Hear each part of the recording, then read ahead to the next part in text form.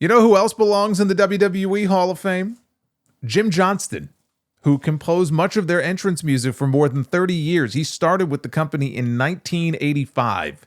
He worked on a handshake deal with Vince McMahon, never had a contract. He was the soundtrack of my childhood, and probably many of yours too.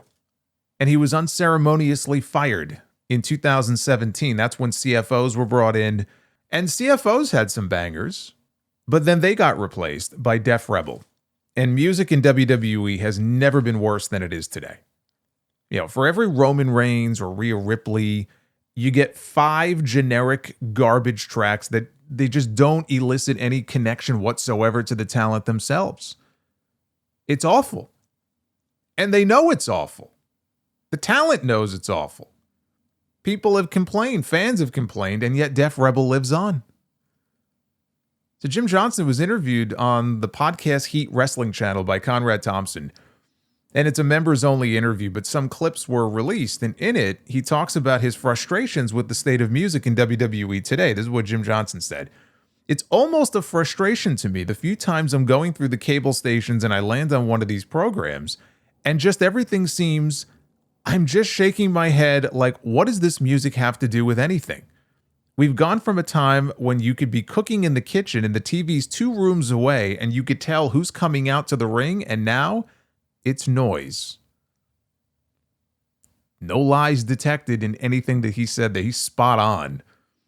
And it was really apparent to me being at the Royal Rumble last year, especially the Women's Rumble. If I didn't look up at the Tron to see the person's name that was coming out next, I wouldn't have had a clue for half the people in that match. And neither did any of the people around me in my section. You used to be able to listen to the opening chord of a song and know who was coming out. And now that's really only reserved for the top talents. And even then, some of the songs are just atrocious. He also said that he would be happy to go back to WWE and write new themes for them, but I don't think that's ever going to happen. He did say he reached out to AEW about potentially writing songs for them. This was a while ago, but he didn't hear anything back from them. I think Mikey Ruckus does a good job with the music in AEW already. I wouldn't say that AEW has an entrance music problem. They may have other problems. I wouldn't say AEW has an entrance music problem. But this dovetails nicely into an article this week from the ProRes Ongaku Substack by Layla Carvalho. And it's an article titled, "Who's Writing WWE's New Entrance Music? Not Def Rebel. Not Exactly." For the past year, WWE's theme songs have relied on stock vocals and lyrics. Under the music direction of Def Rebel, the art of writing for characters has been replaced by a sample library. And shout out to Antonio for linking me to this. I want to read some of this to you because it really illustrates just the sheer laziness of it all. Since 2019, WWE's music production has been in the hands of a new creative team, Def Rebel. Long celebrated for its iconic entrance themes crafted to match a wrestler's identity, WWE's sound began to feel oddly generic. A closer look reveals an unexpected pattern. Several recent themes feature lyrics taken directly from royalty-free sample packs, with only minimal changes made before being presented as original material. While this approach may be legally sound, it raises creative concerns. Is this an efficient production shortcut or a subtle form of legal musical plagiarism? Using samples in music production is nothing new. In fact, it's an industry standard. From pop to hip-hop to film scores, producers often rely on sample packs for drums, synths, and textures to build a fuller sound to a track. Even WWE's previous music creators, like the illustrious Jim Johnston and the production duo CFOs, made use of sample libraries for sound design and instrumentation. But there's a significant difference between using samples to enhance a song and relying on pre-written lyrics as its backbone. The recent trend, starting around 2024, sees WWE's Def Rebel repurposing pre-written vocal lines and presenting them as original compositions. It's not just lazy, rather it's creatively hollow, especially in a space where entrance themes are meant to be deeply tied to character identity. Def Rebel has faced growing backlash from fans over the increasingly generic and uninspired sound of many entrance themes. While the group has delivered standout tracks, most notably for top stars like Roman Reigns and Seth Rollins, much of their catalog has been criticized for lacking any distinctiveness and personality that once defined WWE's musical identity. A striking example of this trend is The Chosen, an entrance theme for the NXT faction Fatal Influence.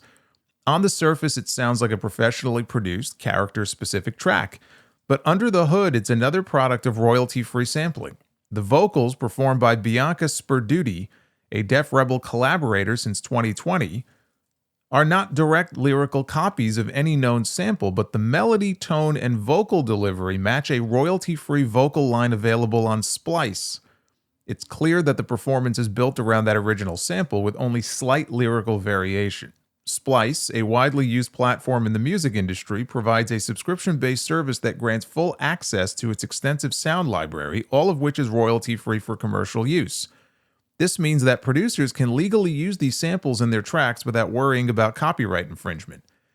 Paul Levesque, as head of WWE Creative, has long been vocal about the importance of music in shaping the product, often emphasizing how entrance themes are integral to defining a wrestler's persona and connecting with the audience. Being no stranger to bespoke music during his years as a wrestler, his friendship with Motorhead's late Lemmy Kilmister led the way for then WWE music director Jim Johnston to write 3 songs alongside the iconic rock band for the Triple H character, namely The Game, Line in the Sand, and King of Kings.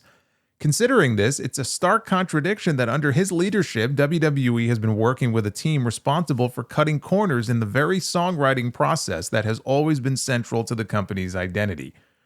Another glaring example of WWE's recent trend of relying on royalty-free samples can be found in Dakota Kai's entrance theme, Boom Baby. The track, which serves as a high-energy hyper-pop anthem, exclusively uses pre-made vocals with the pitch of the original vocalist altered to reflect a male voice. While the manipulation creates a new vocal identity, the underlying issue remains. The lyrics are generic and fail to connect with Dakota Kai's personal story or character arc. Much like The Chosen for Fatal Influence, Boom Baby suffers from lyrics that feel disconnected from the characters they're meant to represent. These tracks set a troubling precedent where reliance on pre-written material leads to unclear character identities and an overall lack of emotional connection with the audience. There's a lot more to this article, including quotes from different people. I would encourage you to find it and read the entire thing. It's pretty interesting stuff. Like, as bad as some of this stuff is, it's even worse than you think. Like, I cannot for the life of me understand why, even with all of the criticism, that they refuse to make any changes. It's been 6 years. I just don't understand it. You know, when music is such an important part of the presentation, you would think they would take steps to improve it and find someone or even a group of artists, even if it's not one person, to work on this. I mean, hell, even pay to license some tracks like Tony Khan does in AEW. I'm not saying pay $500,000 to use one song 3 times, but it's one thing AEW does that I actually wish WWE would be more open to. You know, but I doubt they would spend the money because it looks like they're content to just get by with the bare minimum and spend as little as possible. But for something as important as entrance music, because it really is so important to someone's, not just their entrance, but just their character, their identity, like the article says, it's such a big deal. And to just pay so little attention and be almost flippant about it is just something I'll never understand.